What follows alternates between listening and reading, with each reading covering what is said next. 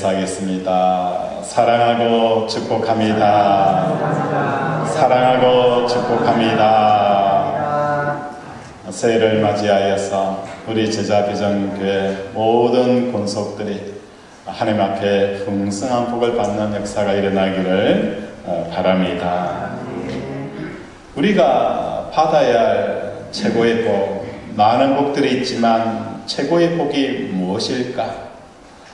우리가 하나님 앞에 하나님 나에게 복을 주세요 라고 하면서 그 복에 대한 명확한 정의도 없이 하나님 무조건 복 주세요 라고 때를 쓰고 있지 않는지 내 자신을 살펴보아야 합니다. 내가 생각하였을 때 최고의 복이 뭔가? 그것은 다른 게 아니에요. 하나님이 나의 현실감으로 느껴지는 것이 최고의 복입니다. 하나님이 살아계신 하나님으로 내가 느껴지는 것, 이게 뭡니까? 하나님께서 우리에게 주시는 최고의 복이라는 거예요. 왜냐하면 우리가 생각도 상상할 수 없는 복들이 하나님이 살아계신 하나님이다라는 이 현실감이 느껴지게 되어지면 줄줄이 우리에게 따라오게 되어진다는 것입니다. 다윗이 골리앗과 싸울 때에 다윗의 눈에는 골리앗이 현실로 보였더라면 골리앗을 향하여서 대들지 않았을 거예요. 오히려 골리앗을 분위기를 맞추고 골리앗이 원하는 것들을 쫓아가는 삶을 살았을 거예요. 그러나 다윗은 비록 어렸지만 하나님이 살아계신 하나님, 만군의 주 여호와 하나님이라는 사실을 현실감으로 다가오게 되어지니까 인생의 거대한 골리앗 앞에서도 어떻게 해요? 주눅들지 않는다는 거예요. 당당하게 나아가서 물맷돌을 돌려서 그 거대한 골리앗을 어떻게 하는 거예요? 물리칠 수 있는 담력과 힘을 얻게 되어지는 것입니다. 오늘 이 땅을 살아가면서 최고의 복은 뭡니까? 하나님이 나의 현실감으로 살아계신 하나님으로 여겨지는 이것이 최고의 복이라는 것을 깨닫고 구하는 저와 여러분이 되어지기를 바랍니다. 새해를 맞이하면서 우리는 이런 생각을 합니다. 조금 더 나아지겠지. 2020년보다도 21년이 되어지면 조금 더 우리의 세상살이가 조금 더 나아지겠지. 새빵살이 하는 사람은 전세방 가기를 원하고, 전세방 사는 사람은 이제 내 집을 사겠지 라는 이러한 막연한 기대를 가지게 하는 게 하나님이 주신 약속이 아니라는 거예요. 우리 하나님은 새해를 맞이하면서 우리에게 뚜렷한 약속의 말씀을 주시기를 원합니다. 비록 작년 내가 원치 않는 형편으로 감옥처럼 둘러싸여 있었고, 새해도 세상살이 같은 삶이 이런 삶이 반복되어질 것이다라는 그런 예감도 있지만 그 속에 한탄하거나 불행할 필요가 전혀 없다는 것입니다. 왜냐하면 하나님의 나라는 세상 위에 임하게 되어지는 거예요. 하나님의 나라는 어떻게 임하게 되어진다고요? 땅 위에 임하게 되어지는 게 뭐라고요? 하나님의 나라는 것입니다. 바울과 실라가 감옥에서 매를 맞고 죽어가고 신음하고 고통하고 있을 때에 바울과 실라가 찬양을 드릴 때 어떤 역사가 일어나는 거예요? 감옥의 문이 열리게 되어지고 차였던 착고가 풀어지는 놀라운 역사가 일어났던 것처럼 오늘 이 땅을 살아가는 모든 우리 살아가는 권속들의 삶 가운데 하나님의 나라는 뭐같이 많은 거예요? 이 땅 위에 임하게 되어진다는 거예요. 그래서 지금 우리에게 주어져 있는 이 형편이 어떠하든지, 지금 내 삶이 어떤 삶을 살아가든지 전혀 문제가 되어지지 않습니다. 하나님의 나라는 이 땅 위에 임하는 그 놀라운 역사가 저와 여러분 삶 가운데 일어나기를 바랍니다. 천국이 이 땅에 임한다는 것은 곧 천국의 특징이 임하게 되어지는 거예요. 천국의 특징이라는 것은 천국 안에 있는 모든 각각의 존재들이 하나님 한 분으로 가득 채워져 있는 상태에서 하나님의 빛을 발하게 되어지는 것입니다. 남편이 사업을 하다가 부도가 나게 되어집니다. 부도가 나게 되어지니까 주위의 사람들이 이렇게 이야기합니다. 야, 저 집안 이제 끝났다. 저 집안 이제 끝났다라고 이야기를 하는 거예요. 그러니까 그런데 자기 아내가 이때까지 모았던 보물과 폐물들을 가지고 그것을 돈으로 바꿔서 저녁 식탁을 정말 푸짐한 잔치를 베풀어 주는 거예요. 남편이 부도가 나게 되어지고 또 망해져 있는 회사를 생각하면서 어깨 무겁게 집으로 돌아왔는데 아내가 뭡니까? 진수성찬을 차려놓은 거예요. 남편도 눈이 휘둥그레지고 자녀들도 눈이 휘둥그레졌어요. 누가 보더라도 이러한 부도당한 상황 가운데 이렇게 잔치를 벌려서 음식을 먹는 것은 의외의 생각이었어요. 그런데 아내가 남편과 자식에게 이렇게 이야기하는 거예요. 여보, 또 우리 아이들아, 우리가 인생을 살아갈 때 돈이 최고가 아니다. 우리가 서로 사랑하고 믿음 안에서 사는 것이 중요하다 라고 그렇게 이야기하니까 남편이 주눅들지 않는 거예요. 회사가 부도 났다는 것, 회사가 망했다는 것에 대한 그 주눅감이 사라지는 거예요. 오늘날 대다수의 아내들은 어떻게 반응하는 거예요? 당신이 조금 더 잘하지, 조금 더 잘하지, 그랬으면 이렇게까지 오지 않았을 텐데 내가 그때 뭐라고 이야기했느냐? 그거 조심하라고 하지 않았느냐? 남편을 몰아세우고 윽박지르고 또 말할 수 없이 남편을 향하여서 비판하고 정죄하는 것이 우리가 반응하는 거예요. 그런데 아내가 하나님으로 배부르고 하나님으로 기뻐하고 만족하게 되어지니까 그 부도난 상황 가운데서도 하나님의 뜻과 하나님의 계획과 하나님의 마음이 남편의 심령 속에 흘러들어가게 되어지는 거예요. 자식들에게 흘러들어가게 되어지는 거예요. 남편이 다른 사람들은 야, 저 사장 부도당했다라는 손가락질을 어떻게 해요? 부끄러워하지 않는 거예요. 이미 가정 안에서 아내에게서 인정받고 자녀에게 인정받는 남편은 세상 앞에 당당하게 살아갈 수가 있게 되어지는 거예요. 오늘 우리에게 필요한 것은 뭡니까? 하나님의 성품이 저와 여러분 속에 빛 가득 머금고 빛을 발하는 이 천국이 임하는 역사가 일어나기를 원합니다. 남편이 하나님의 나라가 임하게 되어지고 아내가 하나님의 나라가 임하게 되어지면 어떻게 해요? 우리가 처해 있는 상황 결코 중요하지 않습니다. 우리가 처한 상황이 왜 그렇게 중요한가? 내 속에 하나님이 현실로 다가와 있지 않기 때문에 지금 돈 없는 상황이 그렇게 중요하고 또 내가 사람들에게 무시당하는 것이 그렇게 중요하고 내 이름이 떨어지는 것이 그렇게 비참하게 느껴지는 이유가 바로 여기에 있는 것입니다. 그렇다면 우리가 하나님을 어떻게 얻을 수 있을까? 하나님이 어떻게 나의 현실이 되어질 수 있을까? 그것은 간단합니다. 하나님을 소원하기만 하면 하나님이 어떻게 해요?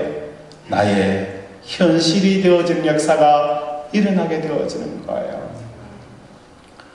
집사님 올해 소원이 뭡니까? 라고 물으면 여러분의 소원은 뭐가 있습니까? 우리 장로님에게 장로님 2021년도 소원이 뭡니까? 라고 묻습니다. 그러면 여러분은 어떻게 여러분의 소원 2021년도의 소원은 어떤 소원을 품고 있습니까? 예, 목사님 우리 아이가 취업을 못하고 있습니다. 올해는 2021년도에는 우리 아이가 취업을 했으면 좋겠습니다. 이것이 나의 소원입니다. 또 2021년도는 돈을 더 많이 벌었으면 좋겠습니다. 사업장이 더 수익이 더 났으면 좋겠습니다. 라는 자기 나름대로의 소원을 가지고 있습니다. 이 소원이라는 것은 뭘 말하는 거예요? 내가 그것을 이루었으면 가장 기쁘고 행복하겠다라는 것이 뭐가 되어지는 거예요? 우리의 소원이 되어지는 거예요. 내가 그것을 가지게 되어지면, 또 그것이 이루어지게 되어지면 내가 가장 기쁘고 가장 행복하고 죽어도 여한이 없게 되어지는 게 뭐가 되는 거예요? 우리의 소원이 되어지는 거예요. 그래서 우리 자녀들이 잘 되고 내가 건강하고 내가 많은 돈을 버는 것, 이것이 우리의 소원이 되어져 버린 거예요. 그런데 하나님을 소원하게 되어지면 하나님이 우리의 현실이 되어집니다. 다시 말해서 우리가 하나님의 부재를 느끼게 되어지고 하나님의 살아계신 하나님의 현실이 되어지지 못하는 이유는 무엇 때문인 거예요? 하나님을 소원하지 않고 다른 무언가를 소원하기 때문이라는 거예요. 우리는 이때까지 하나님이 살아계십니다라고 그렇게 많이 고백하면서도 하나님을 소원하는 자들이 없었습니다. 하나님은 살아계십니다라고 하면서도 우리의 소원은 여전히 하나님, 돈 더 많이 벌었으면 좋겠어요. 내가 좀 더 건강했으면 좋겠어요. 내 자식들이 조금 더 잘 되었으면 좋겠어요. 이것이 우리가 소원이 되어져 있는 상태에서는 결코 하나님이 살아계신 하나님으로, 또한 하나님의 현실감으로 다가올 수 없다는 것을 깨닫는 저와 여러분 되어지기를 원합니다. 세상 사람들은 끝까지 세상을 소원합니다. 소원하다가 지쳐 죽는 한에 있어도 세상에 대한 그 소원을 멈추지 않는다는 것입니다. 그런데 하나님에 대한 소원을 하면 할수록 어떤 역사가 일어나는 거예요? 내 마음이 가벼워지는 역사가 일어나는 거예요. 하나님을 소원하면 소원할수록 내 마음속에 말할 수 없는 이 가벼움을 느끼게 되어진다는 거예요. 바람의 신이신 하나님을 내 마음속에 담게 되어지면 우리는 어떻게 해요? 혼돈과 공허와 무질서 같은 이 세상 삶에서 우리가 붕 떠서 달리는 그 놀라운 역사가 일어나게 되어진다는 거예요. 하나님에 대한 소원이 일어나지 않는 이유는 하나님에 대한 현실감이 내 삶 가운데 없기 때문이라는 것입니다. 오늘 본문의 말씀은 겨자씨 비유입니다. 겨자씨가 실제로 유대 땅에서 가장 작은 씨 중에 하나가 바로 겨자씨입니다. 이 겨자씨가 채소임에도 불구하고 3m에서 5m까지 무성하게 자라는 씨가 바로 겨자씨입니다. 주님께서 이 겨자씨 비유를 통해서 우리에게 무엇을 말하는 거예요? 내 속에 하나님의 살아계심에 대한 그 겨자씨 하나님만 있더라도 어떻게 하는 거예요? 하나님의 현실감, 하나님의 살아계심이 30배, 60배, 100배로 커지는 역사가 일어날 것이다 라고 말씀하는 거예요. 오늘 우리 살아가는 가족들의 심령 속에 하나님의 현실감 같은 그 겨자씨만한 그 겨자씨를 갖는 저와 여러분 되어지기를 원합니다. 하나님을 소원하게 되어지면 어떤 역사가 일어나게 되어집니까? 다윗과 골리앗의 싸움 가운데서도 하나님을 소원하게 되어지고 하나님, 내가 하나님을 갖기를 원합니다. 하나님만을 바라보기를 원합니다. 하나님으로 말미암아 배부르기를 원합니다라고 우리가 매일매일 순간마다 하나님을 소원하게 되어지면 하나님이 현실이 되어지는 역사가 일어나게 되어지는 거예요. 예수님께서 씨 뿌린 비유를 말씀하셨습니다.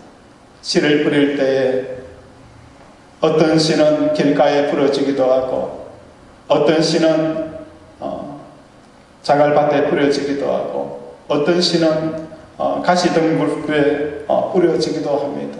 그러나 좋은 밭에 뿌려진 씨는 어떤 역사가 일어나는 거예요? 30배, 60배, 100배의 결실이 일어나게 되어지는 거예요. 오늘 이 30배, 60배, 100배라는 것은 뭘 말하는 거예요? 하나님의 나라가 현실이 되어지는 그 퀄리티라는 거예요.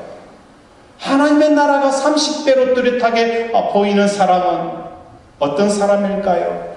세상이 감당치 못하는 사람이 되어지는 거예요.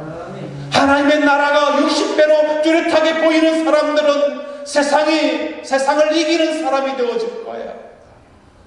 하나님의 나라가 100배로 뚜렷하게 보이는 사람은 하나님의 기업이 그들의 심령의 것이 되어지는 역사가 일어나게 되어지는 것입니다.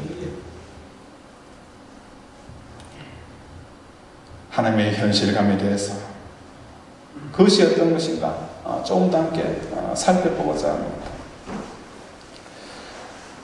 수백억 매출을 자랑하는 탄탄한 중소기업의 사장님을 아들로 둔 자녀를 한번 생각해 봅시다.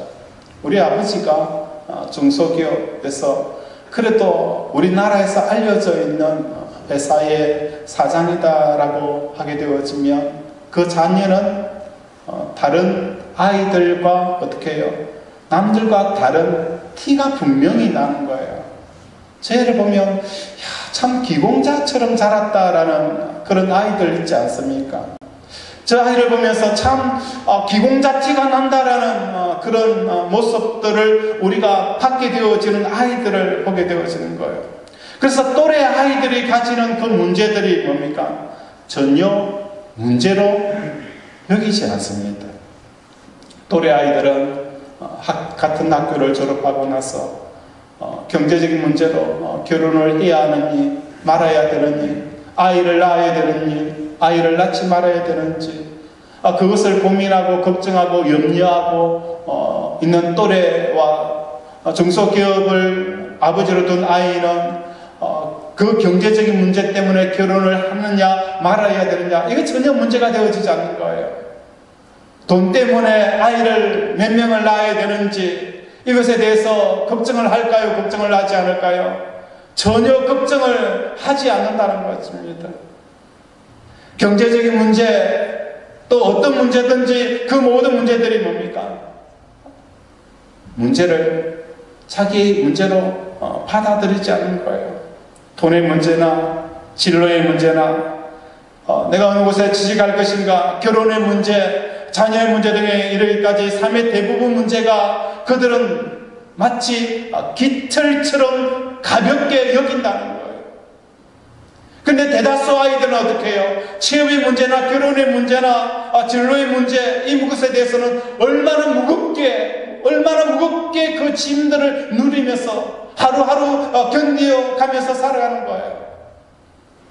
근데 중소기업 아버지를 둔 그 자녀는 대다수 아이들이 무겁게 여기는 그 삶의 짐들을 결코 문제로 여기지 않는다는 것입니다. 고작 아버지가 중소기업 사장이라는 그 현실감을 가졌을 뿐인데 다른 사람에게서 인생의 최대의 짐이 될 수 있는 일들이 아무런 짐이 되어지지 않는다는 이 사실을 보면서 하나님이 나의 현실이 되어지면 주어지는 그 복이 어떤 것인가를 우리가 깊이 묵상하는 저와 여러분이 되어지기를 원합니다. 우리 하나님은 창조주이십니다. 말씀으로 천지를 창조하신 하나님이십니다. 역사의 시작과 끝도 하나님의 허락 없이는 이루어지지 않습니다. 이름 없는 무가치한 그 참새 두 마리도 떨어진 하나님의 허락 없이는 어떻게 해요? 떨어지지 않는 역사의 주관자 되시는 그 하나님이십니다. 그 하나님이 이 땅에서 나를 가장 사랑한대요. 자기의 독생자 예수 그리스도를 십자가에 죽이기까지 나를 사랑하시는 그 하나님이 나의 아버지가 되시는데 우리는 어떻습니까? 우리의 돈의 문제, 건강의 문제, 진로의 문제, 직장의 문제, 결혼의 문제 짓눌리고 또 짓눌려 있는 그 이유는 무엇 때문입니까? 중소기업 사장을 아버지로 둔 그 현실감보다도 더 못한 현실감이 우리가 하나님을 믿는다고 하면서도 하나님에 대한 현실감이 없는 이유는 다른 게 아니에요. 우리 속에 하나님을 소원하는 게 없다는 거예요. 하나님을 정말 소원하게 되어지면 하나님께서 자기 자신을 우리에게 허락하여 주시는 것입니다.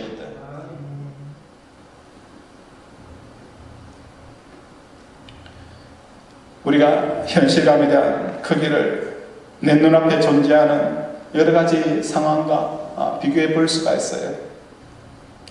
아침에 일어나는데 아내가 바가지를 팍팍 끌고 신경을 봇줍니다. 그러면 어떻게 해요? 직장에 가서 동료들을 마주 대하게 되어지면 내가 동료를 대하고 직장 일을 대할 때에 내 마음이 뭐예요? 회복이 되어지면 아내가 현실감이 클까요? 직장의 현실감이 클까요? 직장의 현실감이 더 커요. 그런데 아내와 바가지 걸고 싸우고 나서 직장에 오는데 하루 종일 일이 손에 잡히지 않게 되어지면 직장의 현실감이 큽니까? 아내의 현실감이 큽니까? 아내의 현실감이 더 크다는 거예요. 자녀가 대학에서 실패하게 되어지면 우리는 자녀에 대한 현실감이 크게 되어질까요? 안 그러면 직장에 가서 자녀가 대학에 실패한 것과 전혀 잊어버릴 정도로 열심히 일을 하게 되어지면 직장에 대한 현실감이 자녀가 대학에 실패한 현실감보다도 더 크다는 거예요. 오늘 우리가 내 자신을 돌아보면서 내가 하나님을 현실감을 더 크게 여기고 있는지, 세상살이를 더 크게 현실감으로 여기고 있는지 내 자신을 점검해 볼 수 있는 중요한 기준이 되어진다는 거예요. 오늘도 우리가 세상을 살아가면서 세상을 소원하고 세상에 영향력 아래 있게 되어지면 세상 일 때문에 손이 잡히지 않는 거예요. 그것이 우리의 삶을 연장시켜서 가오는 각곳마다 내 마음이 풀어지지 않아서 하루 종일 찝찝한 삶을 살아가는 것은 뭐 때문인 거예요? 하나님이 살아계시는 영향력보다, 하나님의 현실인 것보다도 세상이 현실이 되어져 버린 내 자신 모습을 발견하게 되어지는 거예요. 우리는 하나님 앞에 회개해야 합니다. 하나님 왜 나를 도와주지 않습니까? 하나님 왜 나를 도와주지 않습니까? 라고 외치고 불평하고 원망하기 전에 내가 정말로 내 마음으로 나를 향한 적이 있느냐, 내가 나를 소원한 적이 있느냐라고 하나님께서 물어보십니다. 나는 여호와이노는 온 땅을 두루 감찰하사 전심으로 자기를 향하는 자들에게 능력 베푸시기를 원한다라고 말씀하셨습니다. 오늘도 여호와이노는 온 땅을 두루 관찰하십니다. 전심으로 나를 원하는 사람, 전심으로 나를 소원하는 그 한 사람을 찾고 능력을 베푸시기를 원합니다. 하나님, 그 한 사람이 내가 되어지기를 원합니다. 그 한 사람이 내가 되어지기를 원합니다. 하나님을 우리가 소원하는 저 여러분 되어지기를 주님 이름으로 축복드립니다. 예수님께서는 하나님을 현실감을 누리기 위해서 누가는 어떤 내용을 적고 있느냐 하면 22절에 보면 예루살렘으로 여행하시더라라고 표현되어져 있습니다. 예수님께서 예루살렘이라는 것은 십자가를 향하여 가는 길입니다. 누가만 독특하게 이 관점을 가지고 있습니다. 예수님께서는 예루살렘을 향하여 가는 것은 십자가를 지고 세상 죄를 감당하고 죽음의 길을 가는 그곳이 뭡니까? 예루살렘을 향하는 그 길이라는 거예요. 다시 말해서 하나님의 현실감을 누리기 위해서는 예수님처럼 우리는 어디를 향하여 가야 되는 거예요? 십자가의 길을 가는 저와 여러분이 되어져야 하나님이 더욱더 나의 현실감으로 여기게 되어지는 거예요. 예수님께서는 십자가를 향하여 지고 갑니다. 주에서는 호산나 호산나 다윗의 자손 예수여, 우리의 왕이시여 유대인의 왕이여 라고 세상의 왕으로 예수님을 앉히려고 하지만, 세상의 주인으로 예수님을 앉히려고 하지만, 예수님은 뭡니까? 세상을 떠나기 위해서 십자가를 향하여 간다는 거예요. 이것이 바로 믿음의 비결이 바로 여기에 있는 거예요. 우리가 하나님의 현실로 느낄 수 있는 것은 세상에 대해서 십자가에 죽는 저와 여러분이 되어질 때에 하나님이 더욱더 뚜렷한 현실이 되어지는 역사가 일어나는 것입니다. 세상에서 버림당하신 예수님과 나와 동일시 여길 때에 이것이 뭡니까? 자기 부인입니다. 세상에서 버림당하신 예수님과 나를 동일시 여기는 것, 우리 예수님이 멸시를 사람들에게 멸시받고 천대받고 결국은 뭡니까? 십자가에 죽임을 당하는 그것을 동일시 여기는 삶을 살아가는 것이 뭡니까? 자기 부인의 삶이라는 거예요. 내 자존심을 무엇처럼 여겨야 되는 거예요? 10원짜리 동전처럼 여기는 저와 여러분이 되셔야 하는 거예요. 예수 믿으면서 자존심 강한 거 아무 쓰잘데없습니다. 그 사람이 인류대를 나오고 유학을 갔다 온들 자기 자존심이 강한 사람은 하나님께서 쓰시지 않습니다. 하나님께서는 자기 자존심을 10원짜리 동전처럼 여길 줄 알아야 됩니다. 남들에게 모욕당하는 거, 무시당하는 거 못 참는 사람, 하나님을 제대로 못합니다. 하나님께서는 욥을 보십시오. 친구들에게 모욕거리로 삼아서 질질질 다투게 하여서 욥을 세우고 욥을 사용하시는 것을 우리는 보여주는 거예요. 베드로도 마찬가지였어요. 자기가 살기 위해서 예수 모른다는 그 세 분의 치명적인 부인함이 베드로를 베드로답게 하였다는 거예요. 닭이 울 때마다 하나님, 저는 연약한 자입니다. 저는 죄인입니다. 저는 예수님을 사랑할 수 없는 연약한 자입니다. 오늘 우리 사랑하는 권속들의 삶 가운데 세상에 버림당하신 예수님과 나를 동일시 여기는 저와 여러분이 되어지기를 원합니다. 세상의 대상에서 큰 은시감을 느끼는 나를 예수님과 함께 죽은 자로 여기는 것이 뭡니까? 자기 십자가라는 거예요.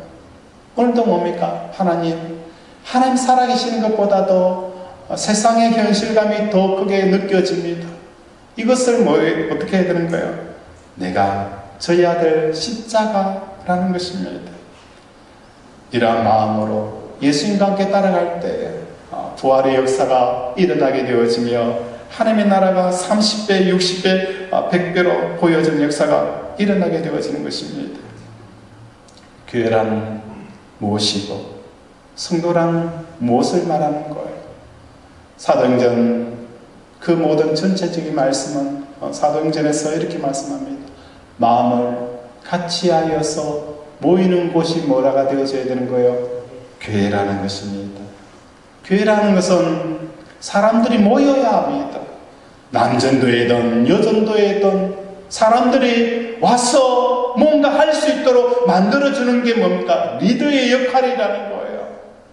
교회 일은 혼자 하면 쉬워요. 같이 하면 힘들어요. 혼자 하면 결과물이 빨리 나와요. 같이 하면 결과물이 천천히 나와요. 그래도 교회는 뭡니까? 같이 하는 곳이 교회가 되어져야 되는 거예요. 교회가 사람들이 와서 모일 수 있도록, 사람들이 와서 모일 수 있도록 그렇게 장을 만들어주는 것이 뭡니까? 교회가 되어지고, 우리 남전도에 되어지고, 여전도가 되어지고, 우리 실버부가 되어지기를 바랍니다. 그래서 사도행전 결과는 뭡니까? 마음을 같이하여 모이는 교회, 모이는 성도. 근데 여기서 중요한 게 있어요. 모인다고 해서 다 되는 게 아니에요. 사람들이 모여 있는 곳에는, 몸이 모여 있는 곳에는 사람 냄새가 나는 거예요. 대장질 하려고 하고, 자랑질 하려고 하고, 그것이 몸이 모여 있는 공동체에 나타나는 특징이에요. 여기서 마음을 같이 한다는 그 교회의 모습은 뭡니까? 몸이 모여있는 곳이 아니라 마음이 같이 하는 그 공동체는, 다시 말해서 우리의 마음이 세상을 떠나 예수 그리스도를 말미암아 하나님의 나라에 가 있는 그 심령들의 모임이 되어지는 것이 뭐가 되어지는 거예요? 교회가 되어지는 거예요. 우리 장로님이 십자가로 세상에 대해 죽고 죄에 대해서 죽고 있는 그 마음, 우리 권사님, 집사님이 세상에 대해서 죽고 하나님에 대해서 살아있는 그 마음들이 모여있을 때에 교회는 어떤 역사가 일어나는 거예요? 하나님의 능력이 나타나게 되어지고 하나님의 권세가 나타나게 되어지는 역사가 일어나는 거예요. 그래서 2021년도 제게 주신 말씀이 있어요. 그것은 시편 16편 8절에 보면, 내가 여호와를 항상 내 앞에 모심이여 그가 나의 오른쪽에 계심으로 내가 흔들리지 아니하리로다. 저는 21년도에는 여호와를 항상 내 앞에 모시고 하나님이 나의 현실이 되어지는 이것을 향하여서 달려갈 것입니다. 좌로나 우로나 치우치지 않을 것입니다. 하나님만을 나의 현실로 여기는 것을 위해서 투자하고 달려가는 제가 되고자 다짐하고 결단합니다. 그래야 할 때 하나님이 나의 현실이 되어지는 그 놀라운 복을 통해서 우리 사랑하는 권속들의 삶 가운데 이 복이 흘러가는 그런 역사들이 일어나길 원합니다. 그래야 할 때에 어떤 역사가 일어납니까? 우리 함께 큰 소리로 읽겠습니다. 시작. 날개를 펴라 성령의 하나님이다. 날개를 펴라. 날개를 펴라. 성령의 바람이 불어서 여러분의 심령 속에 죄는 태우게 하시고 정결케 하시며 하나님의 능력이 부어지는 역사가 일어나게 되어지는 그 놀라운 축복이 이루어지기를 주님의 이름으로 축원을 드립니다. 말씀을 생각하면서 함께 기도하기를